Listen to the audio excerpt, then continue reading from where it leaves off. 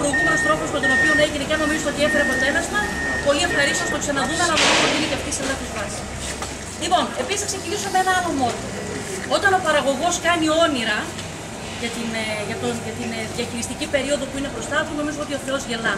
Και νομίζω ότι φέτος έσκασε στα γέλια μαζί μας. Θυμάμαι ότι στις αρχές του Μαρτίου όλοι μαζί, γιατί ειλικρινά σας μιλάω, όταν η παραγωγή δική σας πάνε καλά, εμείς είμαστε ακόμη καλύτερα από εσάς.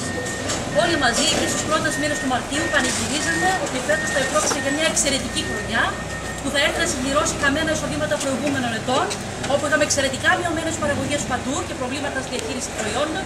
Είτε αυτό λέγεται κεράσι, είτε λέγεται τραπέζι ροδάκι, είτε λέγεται συμπύρινο, είτε λέγεται οτιδήποτε. Και φέτος στην κυριολεξία θα ρεφάρουμε. Θέλω όμως ο Θεός είχε διαφορετικά σχέδια. Και είπα γιατί το Απριλίου πλέπληξαν το κεράσι και το κατέστρεψαν στην κυριολεξία. Και οι βροχοπτώσεις του Μαρτίου. Και τα συνεχιζόμενα φαινόμενα των τελευταίων ημερών, με αποκορύφωμα τη συνεχή βροχοπτώση στο φαινόμενο μέρου τη προηγούμενη εβδομάδα, νομίζω ότι συνθέτουν μια εικόνα ολοκληρωτική καταστροφή. Θα πιάσω το κάθε προϊόν κανονικά χωριστά και θα κάνω κάποιες επισημάνσεις χωριστά γι' αυτό. Ξεκινάω με το επιτραπέζι ροδάκινο. Το επιτραπέζι ροδάκινο είχε τις εξευθυνιστικές τιμές, πρώτον εξαιτίας βεβαίως της υπερπαραγωγής, που είναι πολύ. Και είναι πολύ υπερπαραγωγή, όχι φέτος επειδή είναι μια καλή χρονιά, επειδή τηρουμένων τεχνολογιών και σε μια χρονιά κανονικότητας υπερπαραγωγή θα έχουμε στο τραπέζι ροδάκινο, γιατί έχουν μπει χιλιάδες στρέμματα και εξακολουθούν να μπαίνουν στους δύο νομούς, γιατί ακριβώς υπήρχε μια δυναμική στο προϊόν αυτό λόγω των αρρωσικών αγορών στο παρελθόν.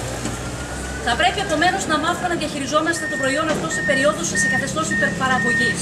Και τι είδαμε το προϊόν να καταραίει, παρά το γεγονός ότι δεν νομίζω να έχετε στα ψυχίες σας. Εκτός από αυτές τις μέρες που υπάρχει πρόβλημα και γενικά το προϊόν είναι εκτός του εμπορίου.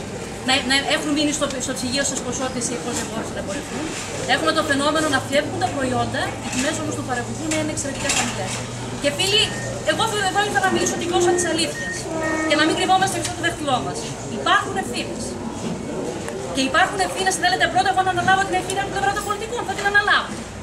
Αλλά υπάρχουν ευθύνες πρώτα απ' όλα σε εσάς. Είστε οι ίδιοι άνθρωποι εδώ και πάρα πολλά χρόνια.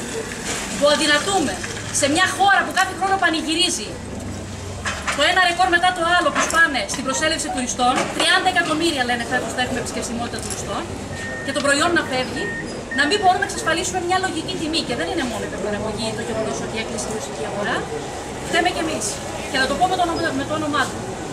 Έχουν μπει ένα σκασμός χρήματα, υποτίθεται, για να ανοίξουν άλλες αγορές πλην της Ρωσίας. Ολόκληρα προγράμματα.